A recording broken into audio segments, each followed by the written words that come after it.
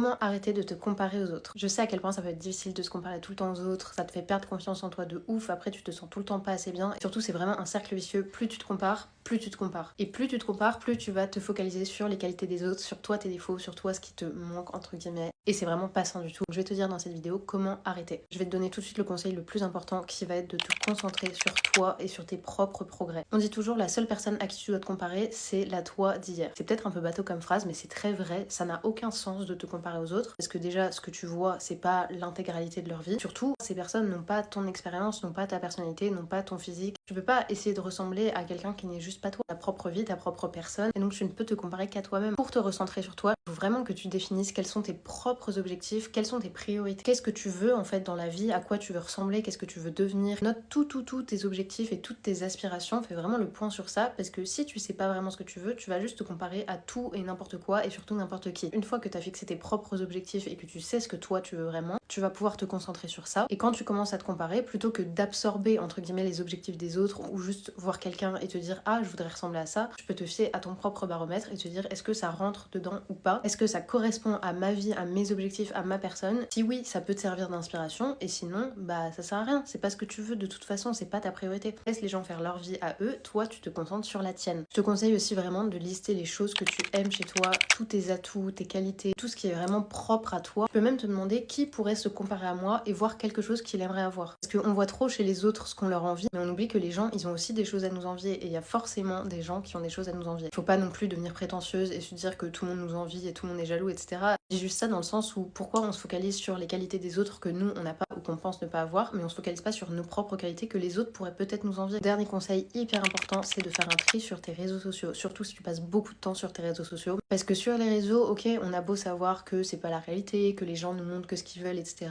On entend ça tout le temps, mais en réalité, notre cerveau, il l'intègre pas vraiment ça. Et donc quand à longueur de journée, tu vois des gens que tu envies ou qui te montrent des vies idéalisées et tout ce que tu voudrais avoir et que tu n'as pas, bah forcément ça va te complexer au bout d'un moment et tu vas forcément te comparer. Vraiment, s'il le faut, mute les gens, unfollow les gens, même si c'est des comptes bienveillants, que tu aimes bien, etc. Si tu vois que ça crée de la comparaison en toi et que ça crée n'importe quel petit mal-être en toi, tu unfollow. Pas besoin de t'infliger ça en fait. Ce que je te conseille du coup, c'est de te mettre à suivre des nouvelles personnes qui montrent des vies réalistes. Ça, c'est un truc qui m'a vraiment aidé quand j'avais vraiment des problèmes avec mon image corporelle. Je me suis mis à suivre plein de comptes très body positive, etc.